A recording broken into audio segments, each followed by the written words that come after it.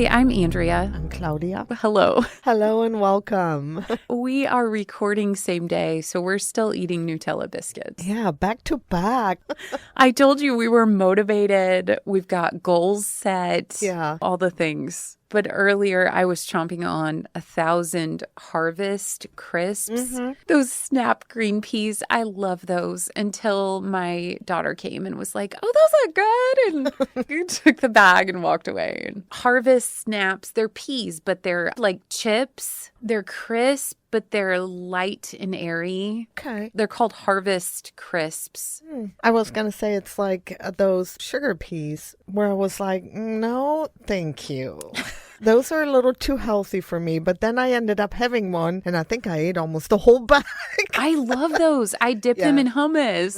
They're so good. So that was my midnight snack, my society hack, which I lovingly chose to call nonprofits because that's what they are. They're just a way to fix society. I wanted to share with you a nonprofit specifically for children of murdered parents or siblings. It was kind of hard to find. A lot of them were parents with murdered children. This one is based out of Columbus, Ohio. Such a sweet spot in a community. So they do therapeutic groups for them and specialized counseling for that type of grieving because I can't imagine. You can run over to their website at dfyf.org and support their mission. These people, they're just angels on earth. I just love that we lift them up sometimes. They're doing the good things. Yes. Our time is limited, so we're jumping into our case. In this episode, we're unraveling the story of Iana Kasian, a 28-year-old Ukrainian whose dreams led her to the bright lights of Los Angeles in 2014.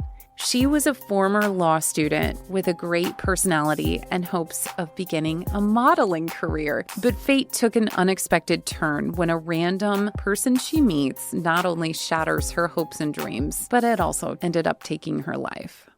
Within mere months of her arrival, she was already causing a ruckus in the competitive world of modeling, which isn't easy to do. It's very Caddish. Yes.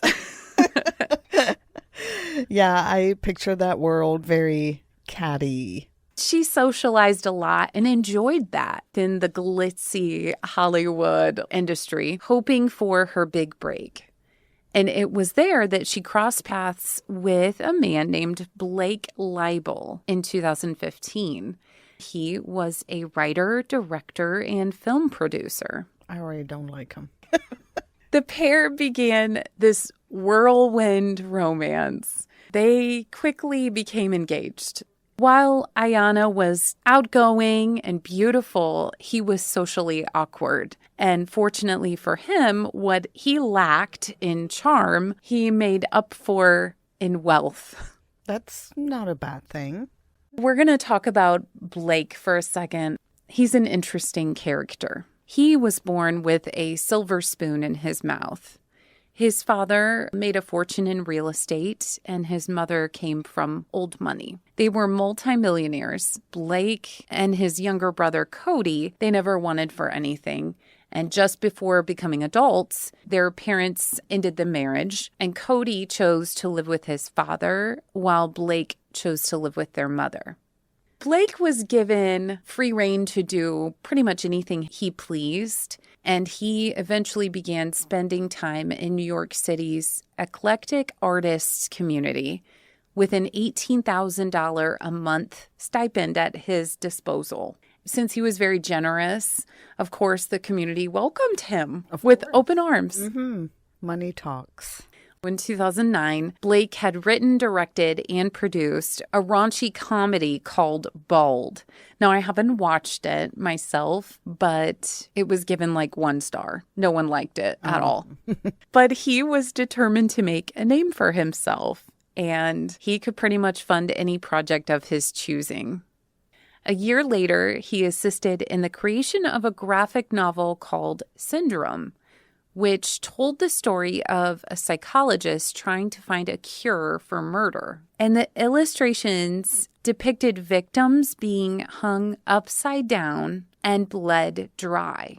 The cover featured a baby doll with its scalp removed, exposing the brain. It had the text, "We all become monsters in the end," which would to some foreshadow what would soon come.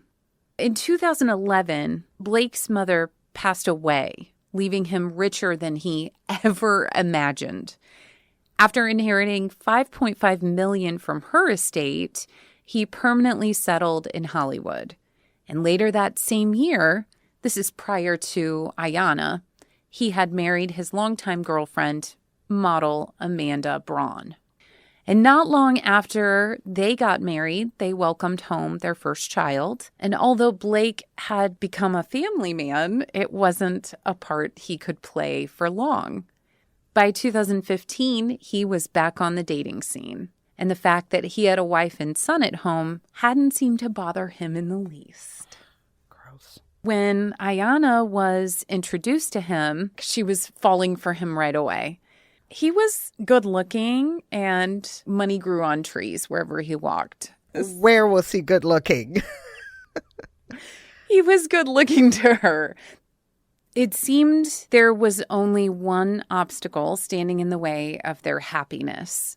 Amanda, who was a month away from delivering their second child. Oh. And believing that the heart wants what it wants, he had packed his things and left his family to be with the new woman in his life. But Iana wanted to make sure that his loose ends were tied up before moving any further forward. She was very adamant with making sure things were right and that he was actually leaving. Blake assured her that the marriage was over long before she entered the picture. The way he told it, he and Amanda had been separated for quite some time, and they were headed for divorce one way or the other.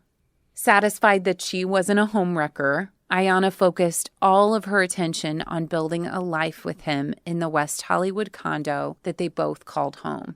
Before long, she announced that she was also pregnant, and he had taken the news much better than she expected. But she didn't realize that he was a much better actor than he was a filmmaker. When Iana would ask him, "Hey, how is the divorce going?" his usual answer was that the papers were in the process of being finalized. And that just kind of became his go-to all the time. Meanwhile, his wife had a baby too. A second baby. So as weeks stretched into months, she waited patiently for the day when they would walk down the aisle, which she hoped would be before her baby was born.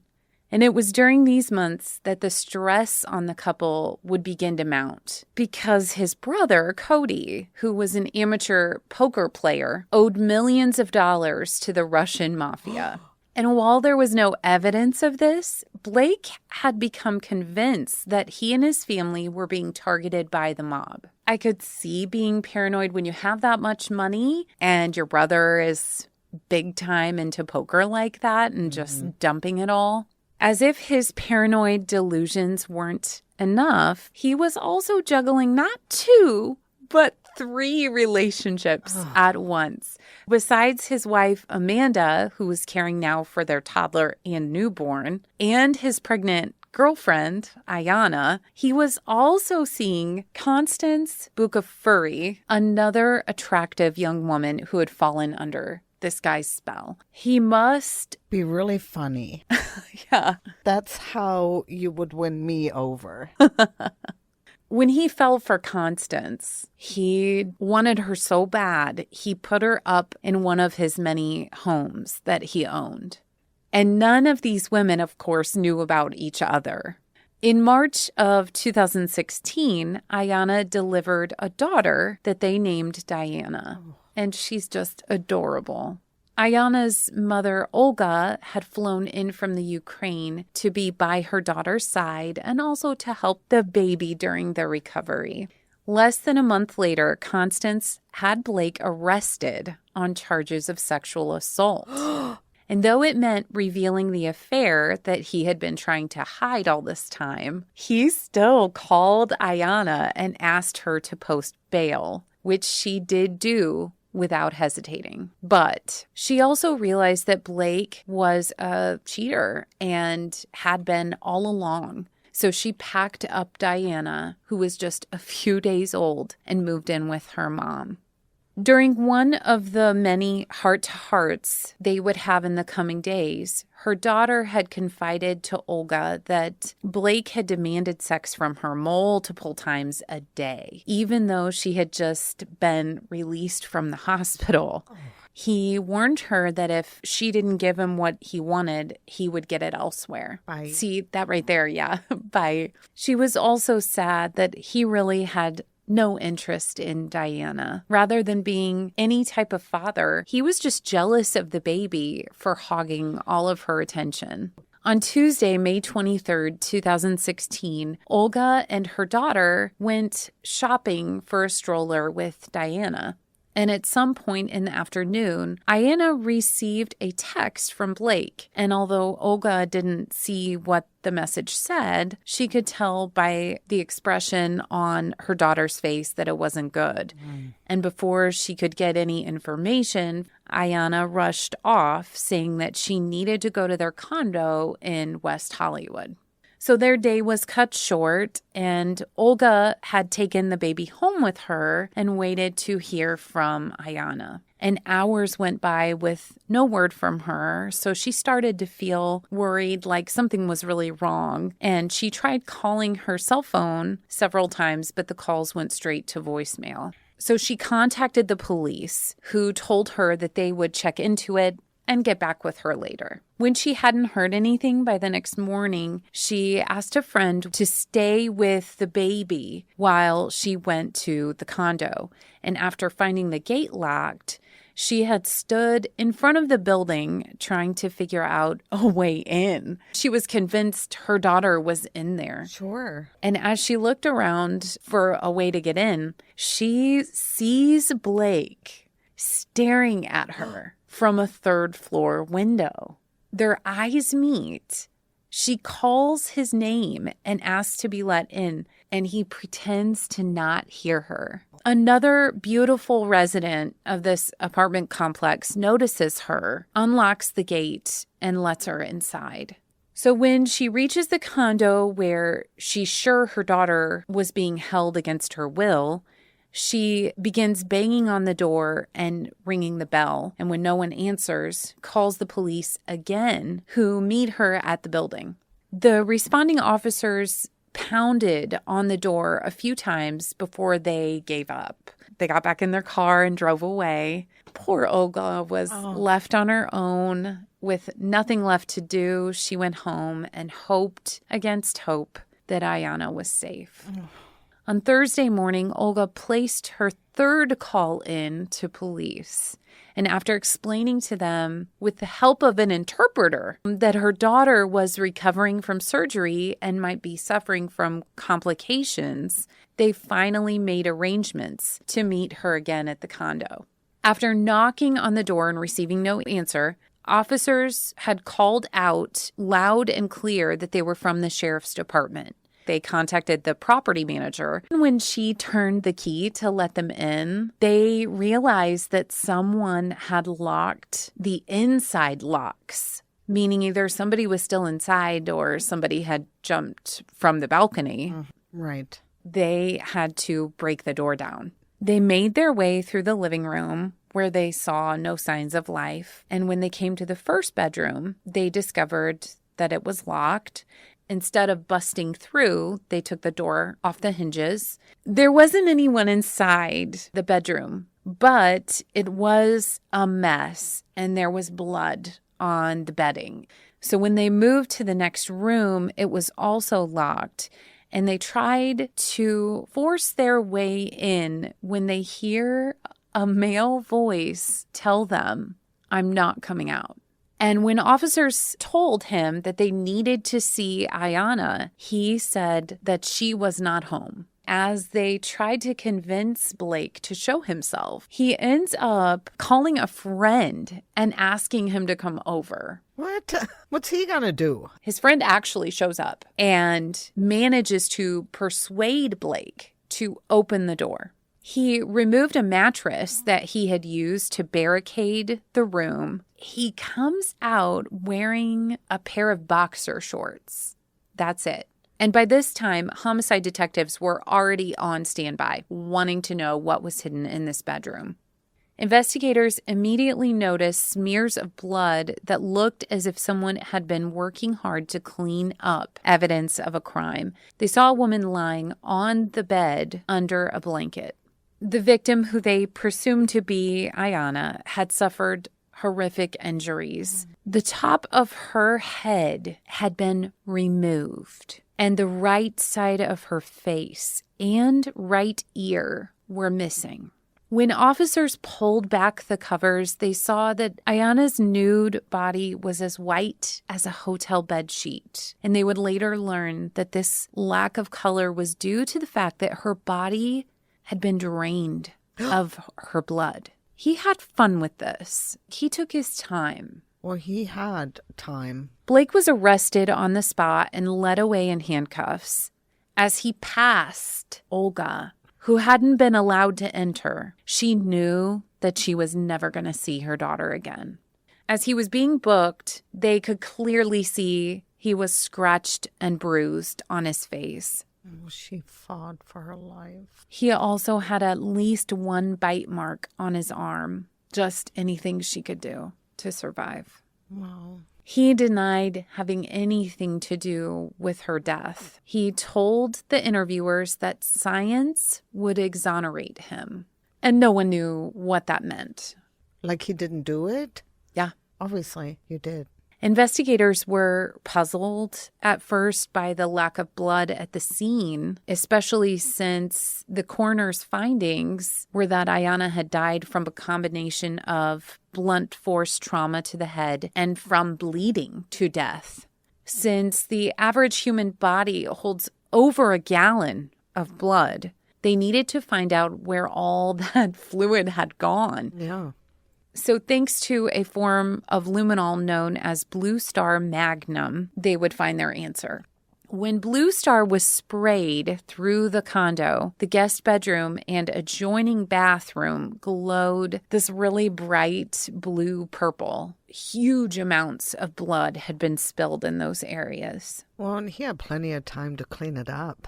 The medical examiner estimated that her torture lasted anywhere from 6 to 8 hours. Her death had been so drawn out that security cameras captured at least 2 instances where he had food delivered. Wow. Yeah. He got hungry. He needed a snack. What a prick. He would stop torturing her periodically in order to grab a bite to eat. That's disgusting. He even referred to her as his beloved as he would talk to them. And during the course of their investigation, detectives uncovered trash bags that had bloody clothing, sheets, blankets in the building's dumpster. So at some point, he had made an effort to get rid of things. But a bloody handprint was found on the lid that matched his. He's so dumb, too. Well, he is, because again, here's me. I'm like, what's the plan? You're disposing of evidence. You're taking it out of the apartment. You're cleaning. Right. But you're playing with her. You're draining her blood, chipping away at her body. Right. What are you doing?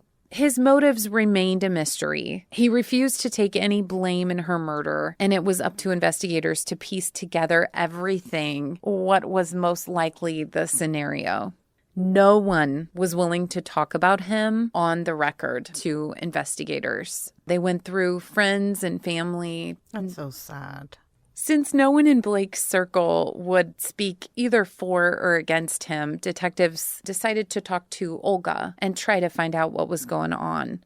And after learning that he had grown distant once the baby had entered the picture, they decided that his resentment towards Iana for choosing Diana over him is what brought the hostility into their relationship. Oh my gosh, she was like a few days old. Yeah. It's not even like it's gone over weeks or months. Blake's trial for her murder finally happened in June of 2018. And though he was bending over backwards to appear incompetent, a court-appointed psychiatrist who examined him prior to the proceedings concluded that he was fully capable of understanding right from wrong. Good. They pointed to the fact that he had taken a lot of time to try to clean up the mess as proof that he knew exactly what he had done and that he didn't want to get caught. Prosecutors brought up the graphic novel that he was a part of during that trial. And although Blake hadn't actually written that book, he had signed off on it and had also been instrumental in getting it published. The similarities between the murder and the book were hard to ignore. So the jury viewed the pictures and the injuries of Iana and learned that she had been scalped from the back of her head to the front. It was disgusting. To make it even worse, they heard testimony that she was alive when the top of her head was removed and probably survived for some time after. With the evidence of what the victim had been forced to endure for hours on end, few in the jury were able to hold back from crying. At one point, Olga had taken the stand to share her thoughts, and while she admitted that he had seemed head over heels in love with her daughter, she was also quick to add that his affections shifted after the baby. It was obvious that this man wasn't about to play backseat to anyone.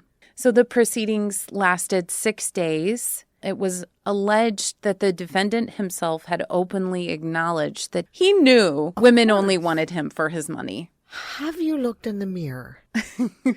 Especially these pictures lately. Yes. And, in a way, I think that's got to be difficult too, even when you're a kid. Are your friends because they like you, or is it because your parents have money? When he was finished with one woman, there was always another. The defense called no witnesses, and Blake wasn't called to the stand to tell his story.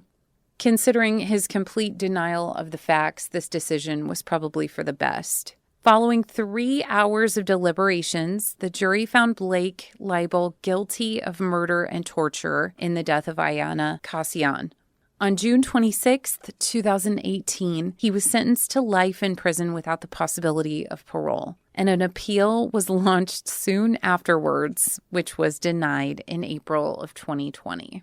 So you'll love this. Olga sued Blake in civil court on both her and her granddaughter's behalf for Iana's wrongful death. And on February 15th, 2019, she was awarded $41.6 million. Nice. Today, Olga is raising Diana in the Ukraine. No one on her father's side of the family has ever shown any interest in getting to know the little girl that Blake Leibel helped bring into the world. As far as anyone knows, they have never met her or acknowledged her existence. It's probably just as well. And I hope Olga and Diana are okay in the Ukraine. I hope so too. But it's so sad. Iana had the American dream, but she was laid to rest in her hometown of Kyiv, far away from the bright lights of Hollywood. And as a result of Blake Leibel's actions, Diana will only know her from pictures and news stories documenting her murder at the hands of a man that she had once loved. Sweet baby. Yeah. And it's sad that her mom knew something was wrong. And I just can only imagine the helplessness she must have felt as he's looking at her. Yeah. And I can't do anything. The cops can't do anything. She must have laid in bed all night just thinking about it. You hand your baby over to your mom, especially that young. Mm-hmm. You're going to be checking in. For sure. I would love to know what that text message said that made her rush over there so quickly. Well, I can't imagine the torture she must have been going through. He was demanding of her. That's sexual abuse. Yes. Go, mom, for fighting for her granddaughter. Money doesn't fix anything and can't bring her mom back, but I certainly hope it'll help Diana have a better life. They definitely deserve it. Yeah, That was really good. I just wonder how much he thought about doing that before he did that and how similar it was to the book. I guess if you were planning on actually doing anything, why would you put this in a book? Shows me he doesn't have much of a plan. That or he thought he would never go through with anything.